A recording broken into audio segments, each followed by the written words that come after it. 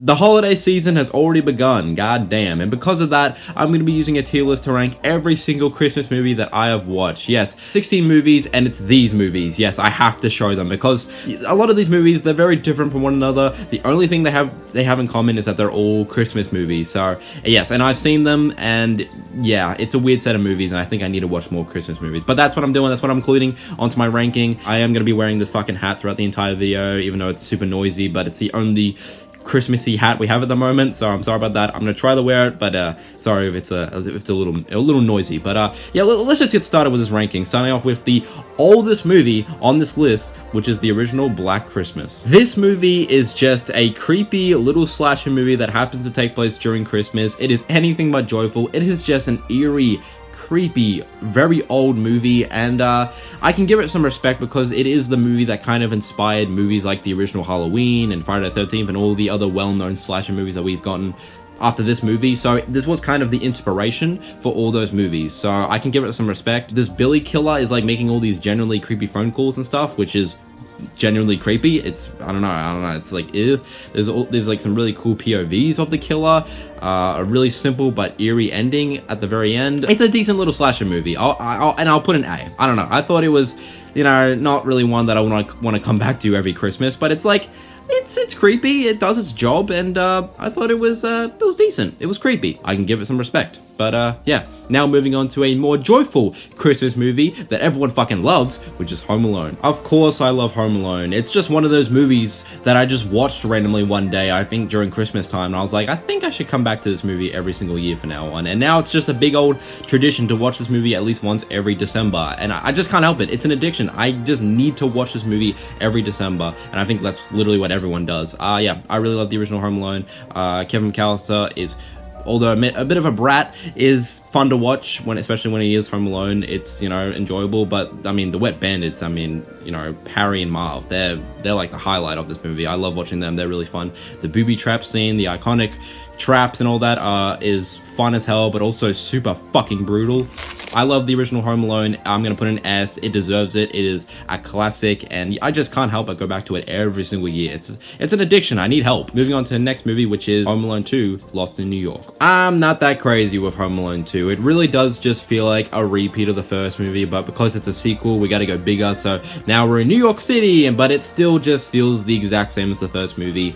A little too much. I mean, the charm and the humor is still there. It's just, it just feels too repetitive to me. There are certain jokes and certain bits, it's like, it feels like it's just a copy and paste of the first movie, and it kind of bugs me a bit. It's also longer than the first movie, which is annoying. It's basically just the first movie, but longer, which is kind of irritating. I mean, the trap scene, we get more of it with Harry and Marv. That's also fun to watch. It is brutal, once again. So that's fine to watch, even if it does feel like, oh, here we go again. But it's still fun to watch. And the charm is still there. It's just, it's too much of a repeat of the first movie, and it kind of bugs me every time I go back to this movie. So I'm just going to put in B. It's okay. It's alright. It's got the charm. It's got the humor and the fun that was in the first movie, but it still feels just a little too much like the first movie. A little bit of a cash grab.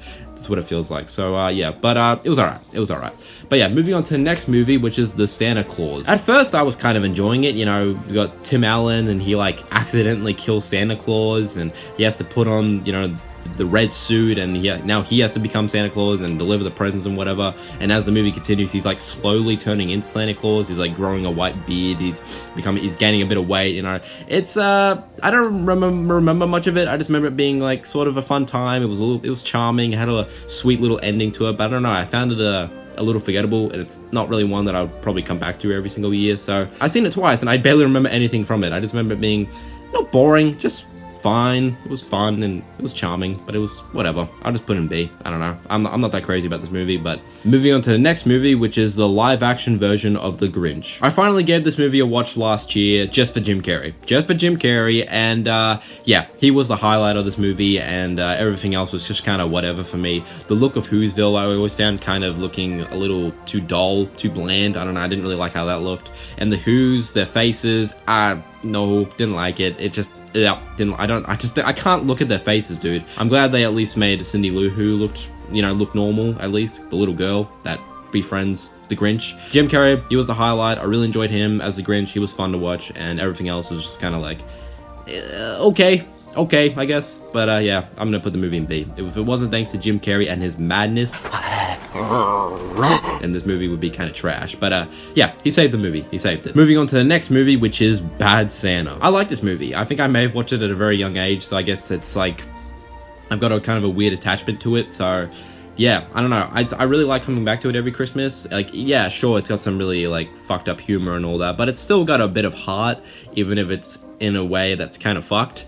There's still a bit of heart to this movie. It's still got some charming moments, even if it's a lot of like swearing and, you know, yeah, just fucked up shit.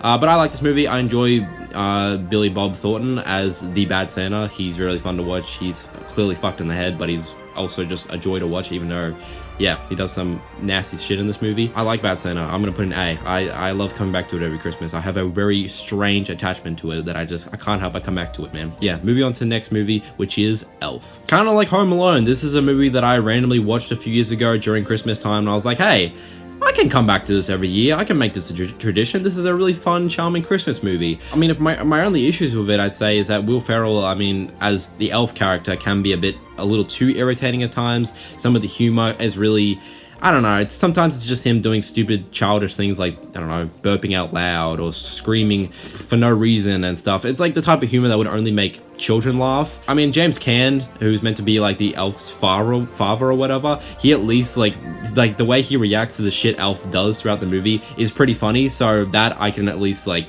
that's like at least what makes the movie, you know, funny and charming and fun to watch. So yeah, Elf, I like it. I enjoy it. I can come back to it. It's a fun Christmas movie, and I like it. I'm gonna put an A. It's pretty good. Yeah, moving on to the next movie, which is The Polar Express. Watching this movie as a kid with my brothers and stuff, it was always very special.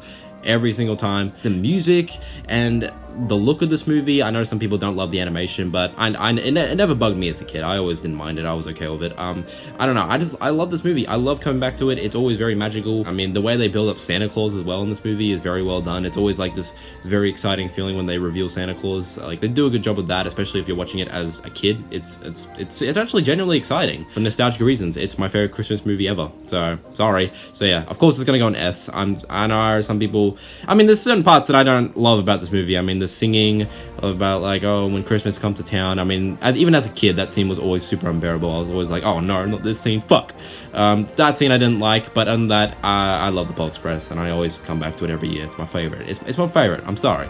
But yeah, moving on to the next movie, which is the Black Christmas remake. It's okay. It's a decent little remake of the original movie. I mean, it looks better. I mean, it's a lot more Christmassy. It's a lot more decorations, lights. It's more colorful. It looks nice. It's shot well. It's a lot gorier. It's a lot more brutal. It's more fucked up, especially with the backstory of the killer. Some good kills, some shocking deaths, some shocking kills here and there.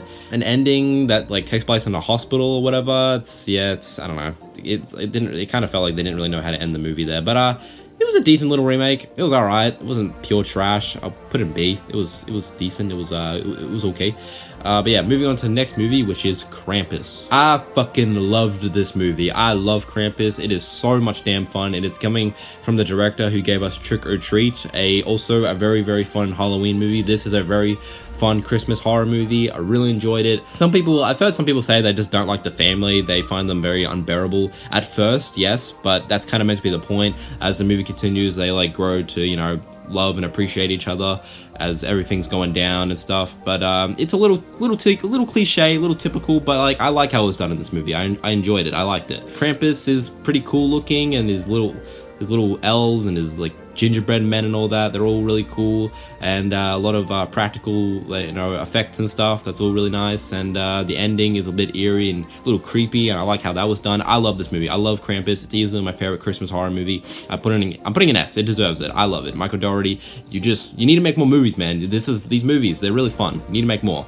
But yeah, moving on to the next movie, which is Better Watch Out. It's sort of like a horror, kind of. It starts off looking like it's going to be some sort of horror slasher with this kid and his babysitter or whatever. But then there's a twist. If you haven't seen the movie and if you don't want to know spoilers, then there's going to be spoilers. The kid that this girl is babysitting is actually a psychopath and is simping for the babysitter and is like torturing her throughout the movie, and And yeah, that's basically the whole movie. It's just this kid like simping for his babysitter and being a psychopath and being weird and cringy. And it's kind of cool at first when you watch it for the first time. It's kind of like a cool little twist, but then yeah, it's not really rewatchable because this kid, he is annoying as fuck. The shit he says throughout the movie is it's unbearable. So it's not really a movie that I would want to rewatch. But at first, I don't know, it was kind of fun. It was kind of cool. It was a cool little twist, and it was Christmassy. There's decorations and stuff. It's definitely a Christmas movie, and I liked it. It was kind of cool, so I'll put an A. But I don't know if I'll ever rewatch it again because that kid, he is a brat. He is very annoying. But yeah. Moving on to the next movie, which is Bad Santa 2. I mean, it was cool to see these characters again, especially the kid from the first movie, all grown up now, and, you know, that was kind of cool. We have Kathy Bates from Misery, you know, she's there, and she got some funny bits here and there, but I don't know. I didn't like this movie. I thought it was pretty bad. I didn't like it. Sometimes I just felt like they were just repeating jokes. It didn't feel like they were trying with this movie, and, yeah, I don't know. I didn't get a kick out of it. I didn't like it as much as the first movie, so putting in C. I didn't like it. Didn't find it as funny. Just, yeah, probably a bit of a disappointing sequel. Yeah, didn't like it. But yeah, moving on to the next movie, which is the Black Christmas remake 2019 version. I mean, yeah, this movie definitely feels like a 2019 version of Black Christmas. Because men have all the power. Not all men have power. Did you just not all men me? Did you just... Yeah, this movie is unbearable. I watched it a few years ago just so I could review it for the channel for fun. It is not good.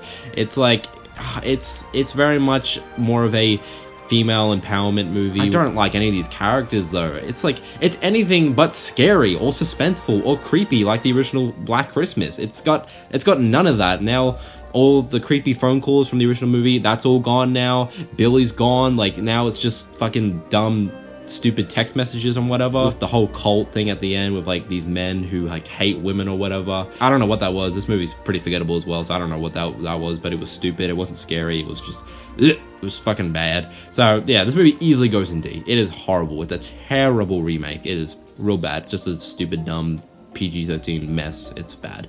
But yeah, moving on to the next movie, which is Christmas Bloody Christmas. It's not good. It's real fucking bad. I mean, I'll give it this. It's probably one of the most colorful movies I've ever seen. Like, they go crazy with the lighting with this movie. It's just constant colors, Christmas decorations everywhere. They go crazy with, like, the look of this movie.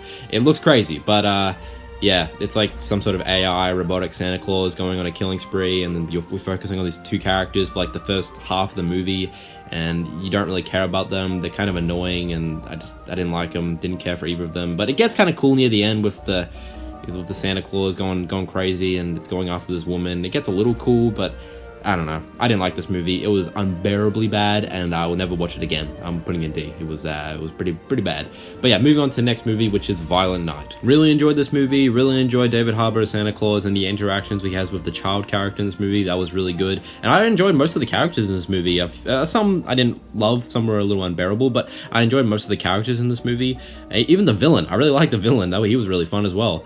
And the violence, all that, the bloody shit. That's all great stuff. And there's literally basically a full-on R-rated Home Alone moment in this movie. That's amazing. That was really fun to watch. And this is just a purely violent, fun Christmas movie with David Harbour just going absolutely bonkers. So really enjoyed Violent Night. I'm putting an A. Really enjoyed it. Really fun, and it's really good. Yeah, moving on to the last movie on this list, which is probably one that unfortunately none of you have probably heard of. It's another slasher, and it's a Wonderful Knife. I mean, I don't have much to say about this one. I watched it last year. It's like sort of like a slasher, but it's also like, I think almost like a time travel, like multiverse movie or something. I don't know what it is. It's really weird. I like the look of the killer. I mean, the white angel look to it. I mean, it looks unique. It's not just a guy dressed up as Santa Claus. It's, it gave me Moon Knight vibes sort of. So I like the look of the killer. Yeah, interesting concept and all that, but overall just not a great execution. It was pretty forgettable. I don't really remember much of the characters except these two like girls who were like in love with each other or whatever.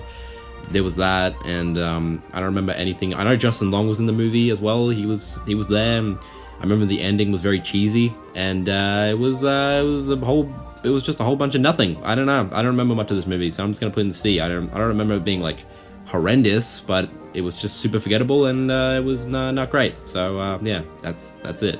And this is it. This is my tier list ranking of every single Christmas movie that I've watched so far. Like I said, it's a weird set of movies. Some of them are very different from one another, but yeah, I think I just need to watch more Christmas movies. That's something I really need to do.